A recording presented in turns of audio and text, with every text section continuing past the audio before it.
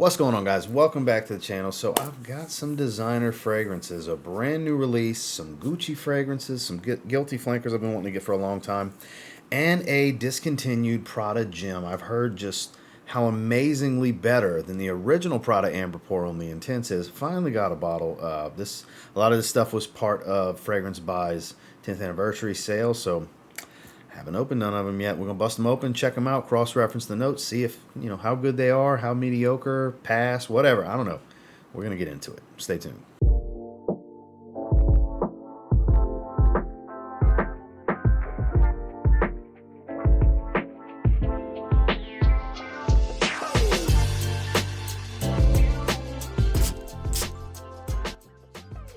So before I bust them open, Gucci Guilty Parfum. Tester, Gucci Guilty Eau de Parfum, 1 million Golden Oud, and the discontinued Prada Amber Pour Homme Intense. I'll be right back. So we might as well start with the newest release of the bunch, 1 million Golden Oud. So 2 releases this year for them. They released 1 million Royal at the very beginning of the year, and then this, I believe, was supposed to be a Middle Eastern exclusive, but there's ways to get a hold of these things, obviously. I haven't looked at the note breakdown. We did once on a live stream, split screen with iFragrance a while back, but I don't know. I don't remember.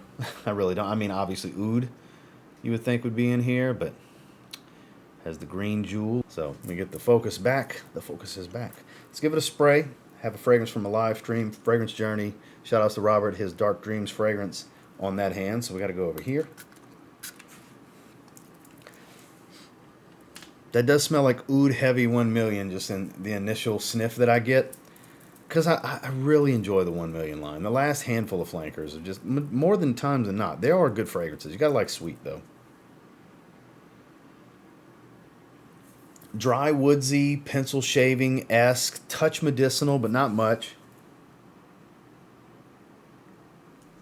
Not a heavy rose. I'm sure rose is in there. I get kind of a patchouli smell, like a oud patchouli kind of thing going on here with a little bit of 1 million sweetness. Oh, it's like a smoky oud combination. I don't know if there's smoky notes, like a resin, an olibanum of frankincense, a gaiac wood. I don't know. It could be the oud oil that they used. I don't know what kind of quality is. I would assume synthetic, but kind of familiar, like vibes of like a Killer Oud Death by Oud, Chapard's Oud Malaki, which I've never tried, but that's what Killer Oud Death by Oud is. I get kind of that vibe, a little bit higher quality here than Paris Corner's fragrance, but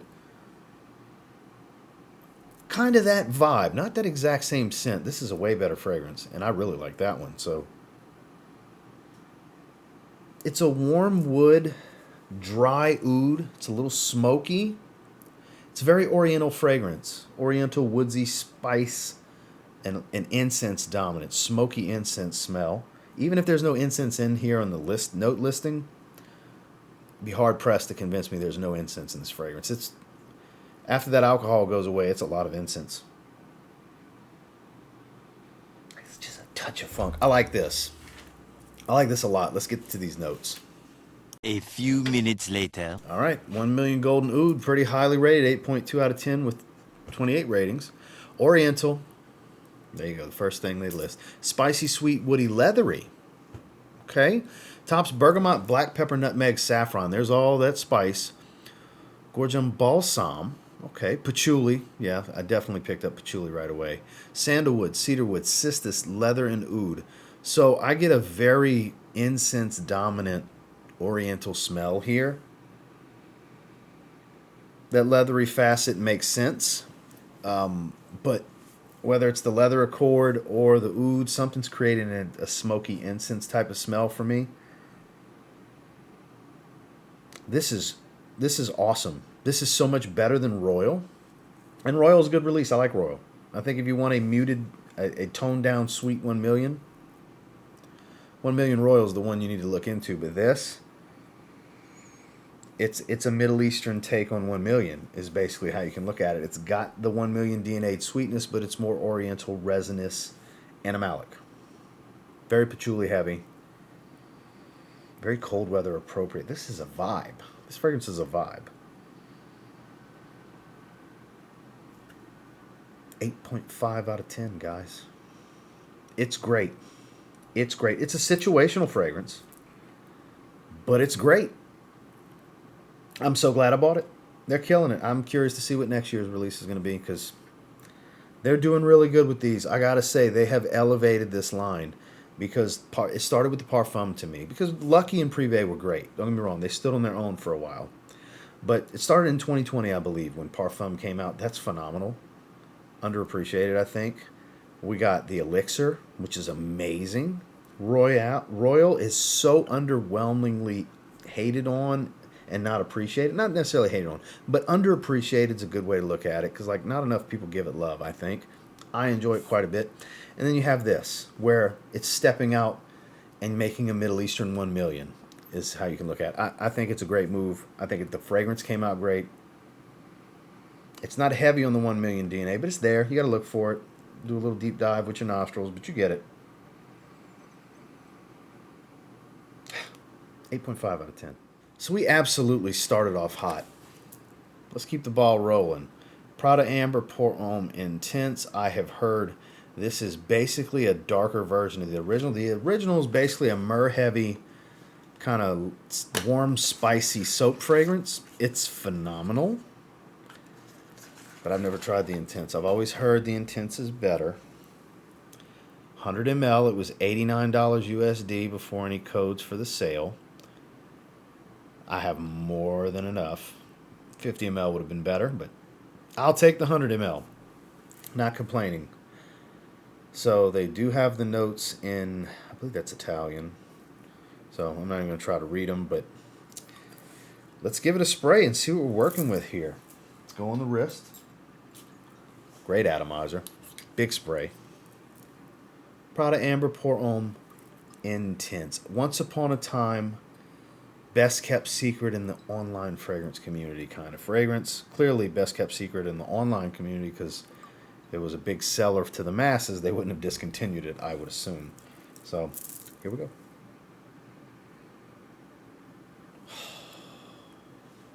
Okay. Wait a sec. Wait a while. Like my grandpa used to say, wait a while. Wait a while. Wait a while. This is warm. This is not regal. That's not the word I'm looking for here. It reminds me of like Rich Elamy out of Eau Sauvage with patchouli. I definitely get a dense myrrh. It's got that balsamic aromatic quality. Lavender. There's a herbaceous fougere-ish feel to this. This has a like an amber fougere. That might even be its classification. It smells like an amber fougere. This is breathtaking. This is a breathtaking fragrance. I mean, you watched it happen. It's not like I prepared for that. It just happened, you know? While still having that soapiness of the original, this is way more refined and elegant. Where the other one was very much daytime professional. This is going out, special night out kind of thing. You can pull it off during the day, but it begs you to dress it up. This is not a t-shirt fragrance, guys. This is not a polo shirt fragrance either. I mean, you can do what you want. It's just how it comes across to me. Like, I wouldn't wear it with what I'm wearing now. I feel like this is very underdressed for this aroma. A little bit of a warm spice, but it's very resinous, ambery resinous. A little bit of sweet, but not heavy sweet, like probably vanilla, but it doesn't distinctively smell like vanilla. Let's pull these notes up. 12 seconds later. Okay, 7.7 with 249 ratings. Powdery, oriental, spicy, sweet, woody. Patchouli, myrrh, amber, bergamot, vanilla. So patchouli, myrrh, amber, vanilla. I basically called all of those notes out. It makes all the sense. Very resinous feel, like whatever this myrrh amber combo is. Like let's call it myrrh and benzoin, shall we? Because it's probably what the amber accord is, probably benzoin. Very resinous feel, very balsamic aromatic. Not super powdery yet either. I'm kind of surprised to see powdery is the number one main accord. Maybe as it dries, it's a little powdery. It's definitely more powdery than the opening blast. This is gorgeous. This is a 9 out of 10. Oh yeah, no two ways about it. This is outstanding. Absolutely a 9 out of 10. Holy crap, I've been sleeping on this one. This is far superior to its original. But its original still holds a place in the wardrobe where it's quite the dichotomous blend and contrast of styles to have both, because it's a daytime personality and it's an evening formal personality between the original and the intense. This is great. I don't need 100 ml. This is too much for me, honestly, because I'm not going to reach for this all the time. I don't reach for anything all the time, except for when I'm testing for reviews, basically, because I'm always trying new stuff out, right?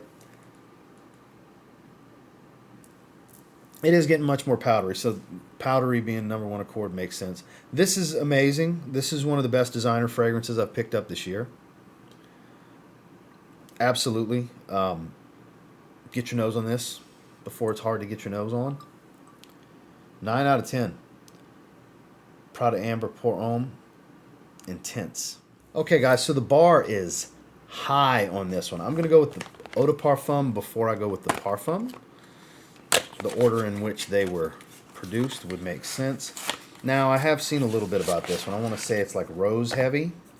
Man, that's a sleek looking bottle with that matte black finish. That is sleek. It's a good looking bottle right there. Very, very sleek. Gunmetal cap and atomizer collar. Good looking stuff. So I'm a huge appreciator of the Cologne flanker and the Absolute flanker. Two very polarizing fragrances in this line. I also have the Intense as well as Pour Homme Eau, the soft iris fragrance. That's beautiful. All four of the ones I have are great. Actually, the Intense is my least favorite of the group. But I don't have a high expectation. Is this a oud rose? I know there's rose. I remember that. But I've heard a lot of high praise like for the quality of this blend in the past. That's just been a while since I've heard anything about it, but I've heard great things. So I guess I have a high expectation without a real expectation of the scent profile's style outside of some rose. It's the only thing I remember hearing about. Ooh. Thick, rich. Very rich. It was like a earthy rose. Like patchouli and rose. That's what it smells like. But there's something juicy about it that's not... It doesn't necessarily smell fruity. This one's different. That's what I love about Gucci, though. They always do different.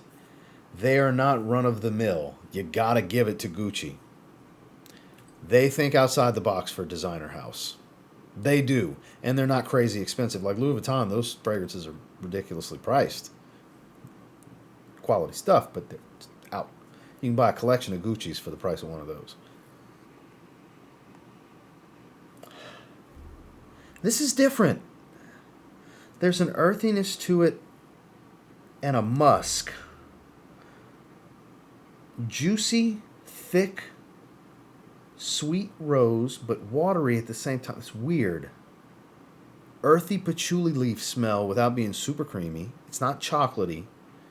It does provide a little bit of a dark earthiness to it. This is a weird one. This is strange. And I don't mean in a bad way. I'm very impressed because it's so unique.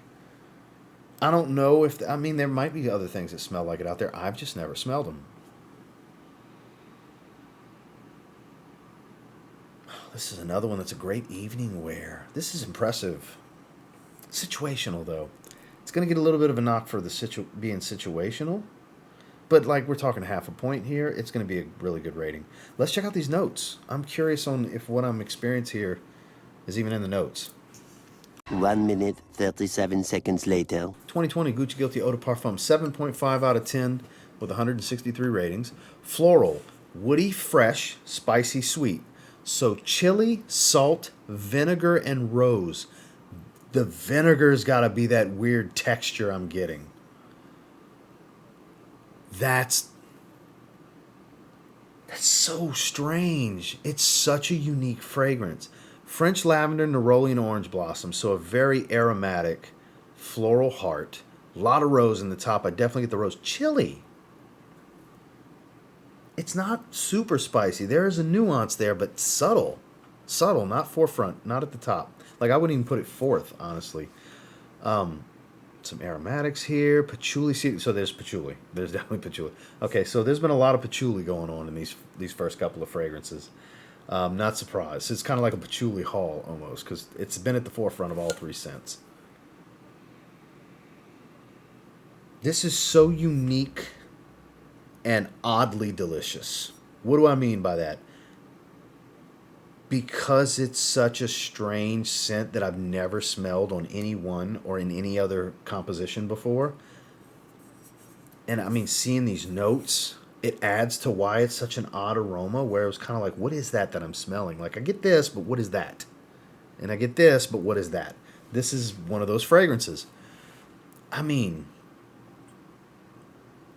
that warrants an 8.5, I think. Because it's so captivating and strange, but good strange. Appreciative. I'm appreciative of how strange this is. This is like levels of strange, like Ganymede. Like, not the same scent profile. I have to be very clear in these videos, because people twist words and get things misconstrued. Like how I think it's strange, but really good because it's strange. That's how I feel about Ganymede. That's kind of what I feel about this, too. These oddball fragrances that I talk about from time to time, they're just so unique and kind of out the norm, really outside the box here, with the way this composition is done. I love it. If it wasn't so situational, it probably would have been a 9. Let's call it an 8.75. Let's split the difference. Anytime I'm torn between two ratings, we split the difference. 8.75, great, on the cusp of outstanding. But not for everybody. This is not for everybody. Not everybody's going to feel this way. Very polarizing scent, I think. But I think those that can appreciate it are going to love it. Absolutely adore this fragrance. It's going to be their special fragrance for when they really want to show out, because it's just so different. And then there's some that are going to be like, nah, I like the easygoing, more crowd pleasing stuff. This ain't for me. There's going to be that side of the argument too. I think more so with something like this. 8.75 out of 10 Gucci Guilty Eau de Parfum. Holy crap! The hauls here at the end of the year. I've been buying some bangers, guys. Gucci Guilty Parfum. Let's see. Are you going to be the oddball black sheep of the family of fragrances that we're talking about here today? Or are you going to be the best of the bunch? This bottle's very, very much like the Intense. This looks just like Gucci Guilty Intense. I have a 50 ml of that. It just says Parfum. Looks just like it. I mean, just like it. Oh well. Keep it pushing, keep it moving. Keep it moving. How you doing? Let's go. Top of the forearm here. Spritz and a half. We'll give that a second. I have no expectation here because I've never looked at the notes. Not even once. I have no idea. I don't think I've ever looked at them. I have heard that it's versatile. That's the thing that I have heard about it. So, kind of wave this off a little bit. Oh, that is pleasant. That's similar to the original. Not orange blossom heavy like the Intense. At least not in the opening. The Intense is full of orange blossom.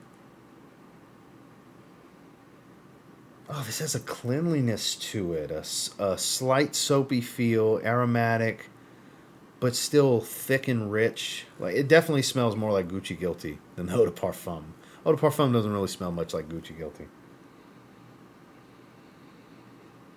Oh, this is so much better than the Intense. I don't have the original. I don't have black. I had those in the cart.